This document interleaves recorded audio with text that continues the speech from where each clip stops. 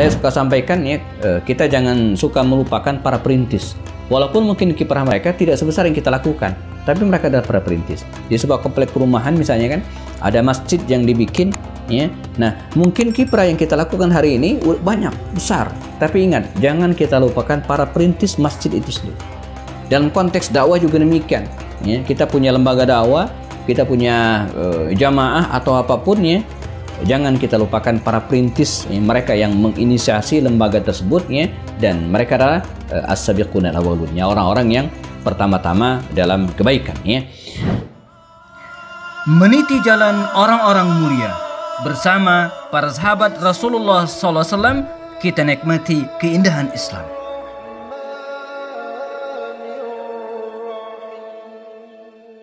Assalamualaikum warahmatullahi wabarakatuh. Innal hamdalillahi nahmaduhu ta'ala wa nasta'inu bihi wa nastaghfiruh. Asyhadu an la ilaha illallah, asyhadu anna Muhammadan abduhu wa rasuluh. Rajulun ya'dilu alfa rajulin. Rajulun ya'dilu alfa rajulin. Seorang laki-laki yang menyamai kekuatan 1000 orang laki-laki. Ya. Inilah ungkapan Sayyidina Umar Khattab radhiyallahu anhu kepada sahabat Nabi yang akan kita bahas ini. Ketika beliau mengutusnya untuk menjadi pasukan tambahan bagi pasukan Amr ibn As yang akan membebaskan Mesir. Ya. Rajulun ya'dilu alfa rajulin. Seorang laki-laki yang keutamaannya, kekuatannya menyamai 1000 orang laki-laki. Siapakah dia? Ya, dialah Ubadah bin Samit. Ya, Ubadah bin Samit, seorang sahabat Ansar dari kalangan Ansar dan bermarga Al-Khazraj, dari kabilah Al-Khazraj. Kita tahu ada dua kabilah besar di Madinah waktu itu, kabilah Aus dan kabilah Khazraj. Nah, Ubadah bin Samit ini jamaah rahimakumullah ya, min Al-Khazraj, dari kabilah Al-Khazraj, kabilah besar yang ada di Madinah Al-Munawwarah ketika Nabi hijrah ya. Dalam banyak kitab dijelaskan bahwa Ubadah bin Samit ini seperti disebutkan dalam kitab Al-Isabah fi Tamyiz Sahabah ya, seorang laki-laki yang berperawakan besar, tinggi dan tampan. Ya, besar gitu kan, tinggi dan tampan. Karakter yang luar biasa dan karenanya Ubadah bin Samit ini ya dikenal sebagai seorang petarung, ya, sebagai seorang tentara yang seperti kata Umar bin Khattab tadi ya, ya'dilu alfa rajulin. Ya. Dia kemampuannya itu menyamai ya, 1000 orang laki-laki.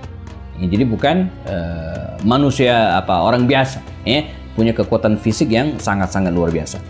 Nah, Ubadah bin Samit ini janakumullah termasuk mereka yang masuk Islam pada awal-awal dakwah. Dia menjadi peserta Baitul Aqabah ketika sejumlah sahabat Ansar datang ke Makkah sebelum Nabi hijrah dan membaiat Rasulullah di sebuah tempat namanya Al-Aqabah atau Aqabah, tidak jauh dari tempat melempar jumrah hari ini.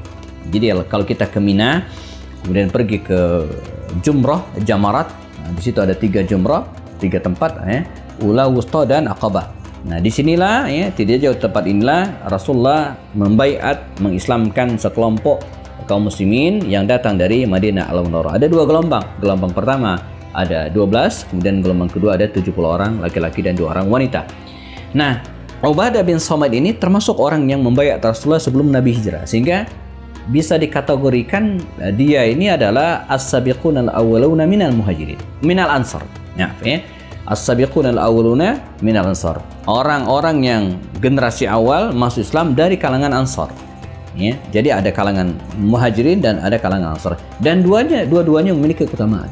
Bahkan kalau kita bicara tentang al-fadailus sahabah atau fadailus sahabah, keutamaan para sahabat Nabi, ulama menjelaskan di antara keutamaan itu adalah mereka yang masuk Islam lebih dulu. Ya, dan ini diakui oleh semua orang. Bahkan para sahabat Nabi yang masuk Islam belakangan itu ketika ketemu dengan mereka yang masuk Islam pada awal-awal dakwah, mereka angkat tangan. Mungkin kita pernah ceritakan Khalid bin Walid itu ya, ketika ketemu dengan misalnya Abu Ubaidah bin Jarrah atau bahkan Khabbab bin Art yang secara status sosial lebih rendah dari dirinya, tapi karena orang-orang ini masuk Islam lebih awal, dia angkat tangan. Ya, karena al-fadlu lil mubtadi, ya. Jadi keutamaan itu ada pada orang yang para perintis. Nah, jadi para perintis itu jamaah itu punya keutamaan yang lebih. Saya suka sampaikan ya, kita jangan suka melupakan para perintis. Walaupun mungkin kiprah mereka tidak sebesar yang kita lakukan, tapi mereka adalah para perintis. Di sebuah komplek perumahan misalnya kan, ada masjid yang dibikin, ya. Nah, mungkin kiprah yang kita lakukan hari ini banyak, besar. Tapi ingat, jangan kita lupakan para perintis masjid itu sendiri. Dalam konteks dakwah juga demikian. Ya, kita punya lembaga dakwah, kita punya jamaah atau apapun ya. Jangan kita lupakan para perintis, ya, mereka yang menginisiasi lembaga tersebut ya, dan mereka adalah as-sabiqun al-awwalun, ya, orang-orang yang pertama-tama dalam kebaikan ya.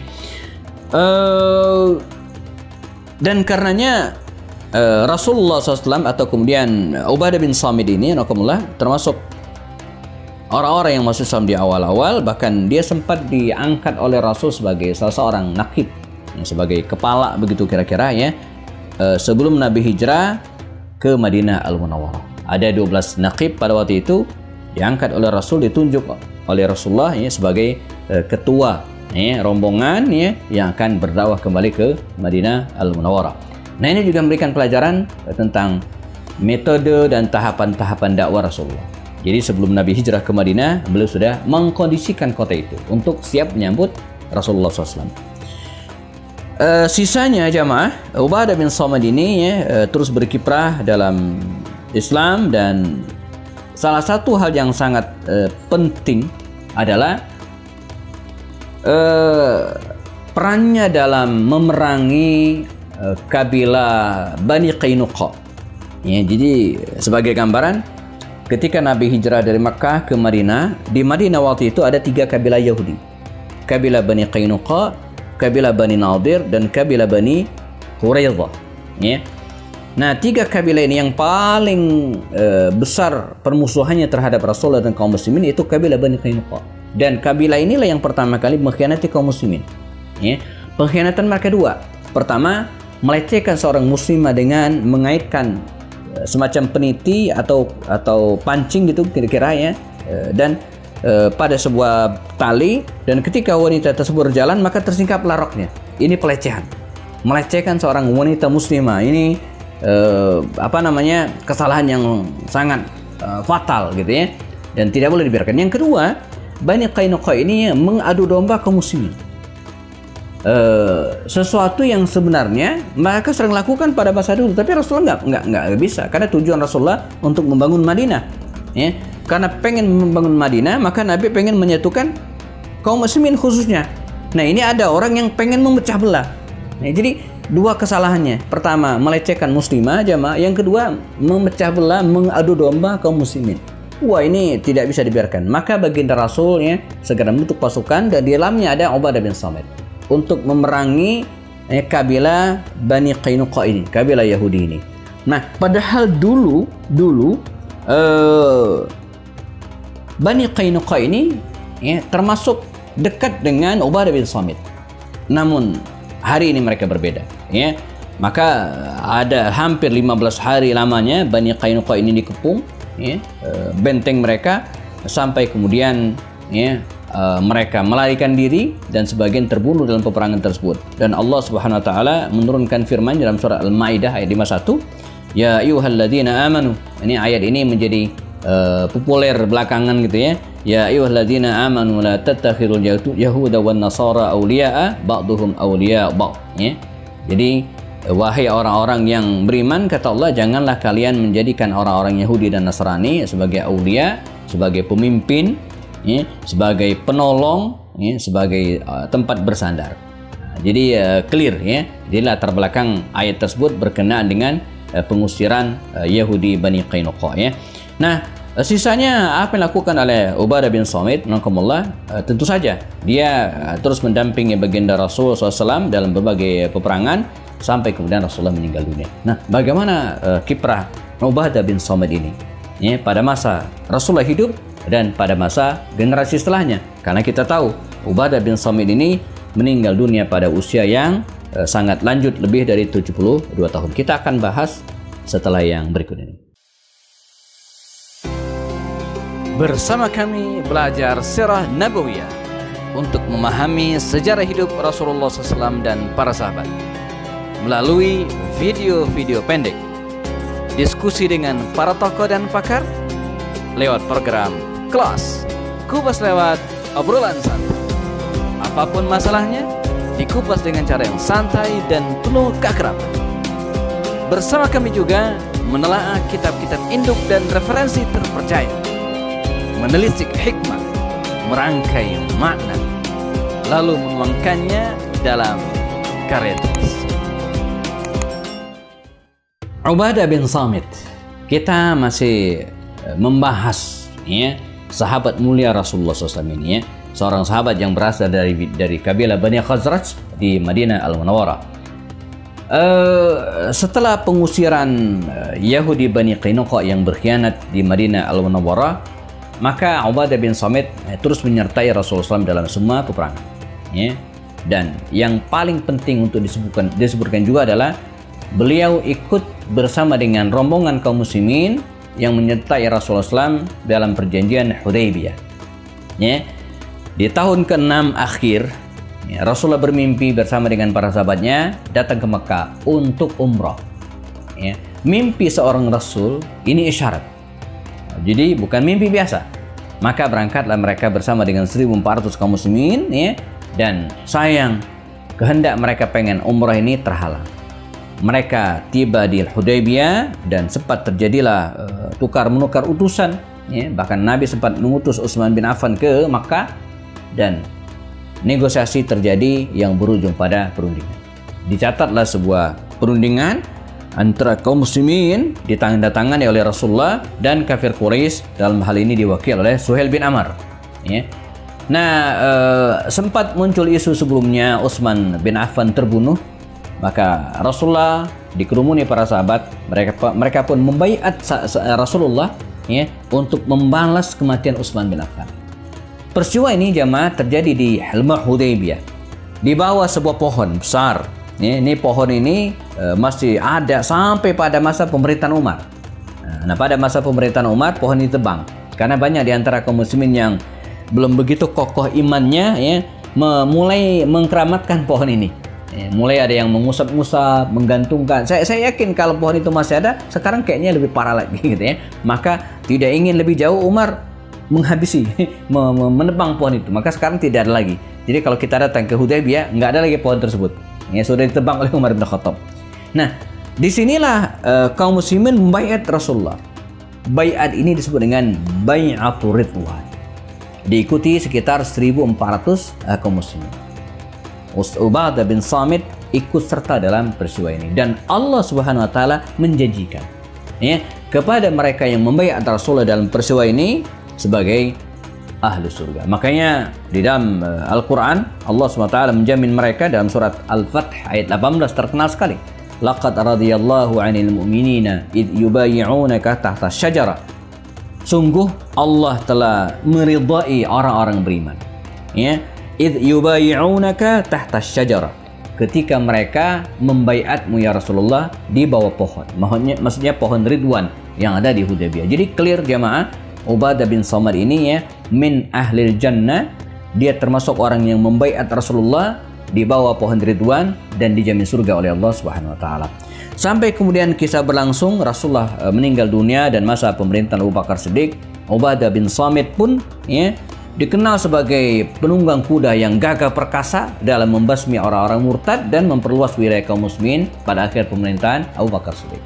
Masuk pada pemerintahan Umar bin Khattab radhiyallahu anhu, ketika Umar ya, dengan kewibawaannya, ya, dengan kecanggihannya berhasil memperluas wilayah Islam sampai pada akhirnya hampir semua wilayah Syam yang meliputi 4 negara hari ini jemaah, Palestina, Yordania, Lebanon, dan kemudian Suriah, dulu satu wilayah yaitu wilayah Syam ya, jatuh dalam pangkuan kaum muslimin. Dan yang tak kalah penting adalah Palestina ya, Al-Quds yang selama ini berada dalam kekuasaan Romawi, hari itu berada dalam kekuasaan kaum muslimin. Dan adalah Ubadah bin Samit ya, merupakan ya orang pertama ya yang diangkat oleh Umar bin Khattab radhiyallahu anhu ya untuk menjadi al-qadi, menjadi hakim yang ditempatkan di Palestina. Maka bisa disebutnya hakim pertama di Palestina itu adalah Ubadah bin Samit, ya. Sisanya jamaah, ya, Ubadah bin Samit ini ya terus mengembangkan atau ikut serta dalam perluasan kaum muslimin, ya, wilayah-wilayah kaum muslimin. Bahkan dia pernah diminta, ya, oleh Umar bin Khattab untuk membersamai pasukan kaum muslimin dan dibawa kendali Yazid bin Abu Sufyan. Nah, ketika Yazid bin Abu Sufyan meninggal dunia, maka pemerintahan atau kemudian kekuasaan wilayah Syam, ya, diserahkan kepada Muawiyah bin Abu Sufyan. Waktu itu sempat terjadi perselisihan antara Ubadah bin Samit dan Muawiyah bin Abu Sufyan ini. Dan dia sempat pulang kembali ke Madinah menemui Umar bin Khattab. Apa kata Umar? Irhal ila makanik faqabbahallahu ardan laisa fiha wa amsalu. Kata Umar, kembali engkau ke negerimu, ke tempatmu. Sungguh Allah, ya, menjelekkan qabahallahu ardan, sebuah negeri laisa fiha wa amsalu, di mana tidak ada orang semisal kau. Ini pelajaran bagi kita jemaah bahwa kita boleh jadi tidak seberapa dengan penguasa, ya, atau dengan teman kita sendiri bahkan, ya, tapi itu bukan berarti kita harus meninggalkan mereka. Seperti kata Umar bin Khattab.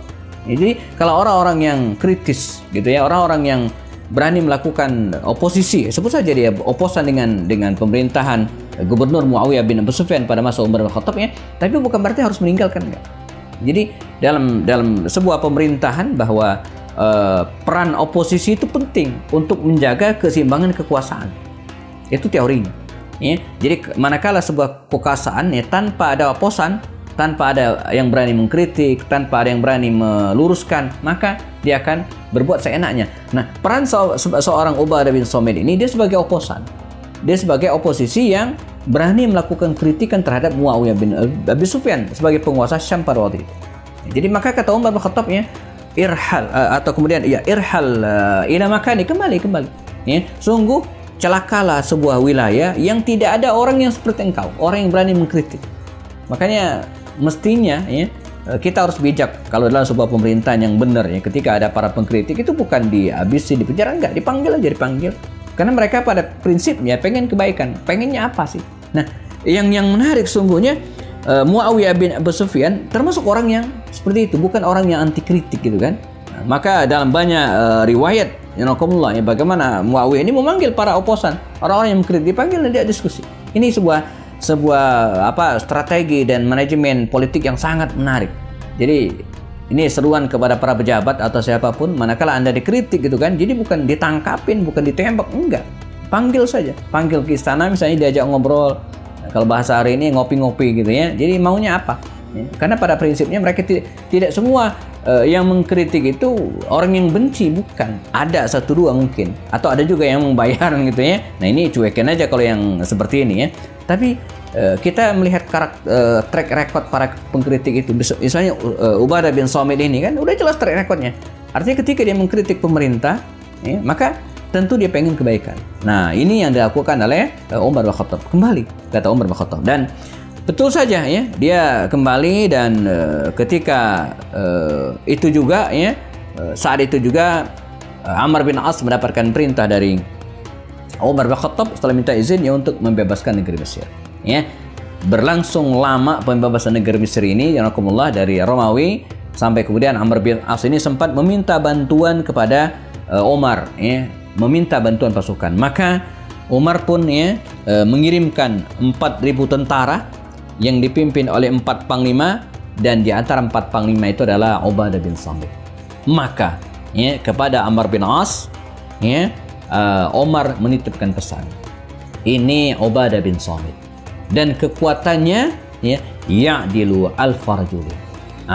Jadi kekuatannya menyamai 1.000 orang prajurit. Maka berangkatlah dia, dan dikisahkan Amr bin As pun sempat mengutus Ubadah bin Samit ini, ya, untuk menemui Raja Muqawqis, ya, Raja Mesir waktu itu. Dan di hadapan Raja Muqawqis ini, Ubadah bin Samit menjelaskan tujuannya, dan ini awal mula negosiasi antara kaum muslimin dengan Raja Muqawqis. Dulu Nabi pernah mengirimkan utusan Hatib bin Abi Balta'ah, ya, kepada Raja Muqawqis. Namun dia sempat melakukan negosiasi. Dalam riwayat dikatakan dia mengajukan 3 pilihan, ya, masuk Islam, membayar jizyah, atau berperang. Awalnya Muqawqis ini ingin nyogok, ya, Ubadah bin Samit ini, ya, dan memberinya uang beberapa dinar, dan 2 dinar kepada Ubadah bin Samit, dan 100 dinar kepada Amr bin As, dan kepada Umar 1000 dinar. Jadi luar biasa, ya. Jadi dia pengen nyogok, ditawarkan. Maka dengan sangat lantang Ubadah bin Samit menolak semua tawaran tersebut, ya, dan tidak ada pilihan kecuali menyerahkan wilayah Mesir kepada kaum muslimin tanpa peperangan. Maka Ubadah bin Samit berhasil menegosiasi, ya, melakukan negosiasi kepada Muqawqis, dan Muqawqis pun tunduk takluk di bawah titah kaum muslimin, menyerahkan Mesir tanpa perlawanan sama sekali. Sedangkan Ubadah bin Samit, jamaahullah, ya, dia terus, ya, mengikuti peperangan bersama dengan kaum muslimin, ya, sampai kemudian meninggal dunia di daerah Syam.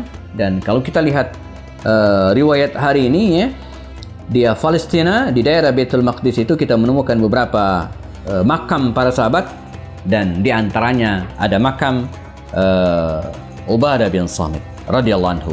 Di makamnya itu, ya, tertulis bahwa beliau ini tufiya. Jadi di makamnya di Palestina itu, ya, ada sebuah makam Dharih al-marhum as-sahabi al-jalil Ubadah bin Samit. Demikian tulisannya, ya. Di sini dimakamkan almarhum, ya, sahabi jalil, sahabat Nabi yang mulia Ubadah bin Samit radhiyallahu anhu, ya. Tufiya, ada tulisannya di makam tersebut, ya, tufiya sanata, pada tahun, ya, 34, tahun 34 Hijriah. Jadi kita sekira pada masa pemerintahan Utsman bin Affan, ya. Jadi dia meninggal pada masa pemerintahan Utsman bin Affan, dan makamnya hari ini ada di Palestina. Rajulun ya'dilu alfa rajulin, seorang laki-laki yang menyamai kekuatan 1000 orang laki-laki. Semoga kita diberikan kekuatan untuk meneladani sahabat Rasulullah ini, insyaallah. Saya Happy Ane Bustami, ketemu lagi di program berikutnya dalam serial mengenal orang-orang mulia di sekitar Rasulullah sallallahu alaihi wasallam. Assalamualaikum warahmatullahi wabarakatuh.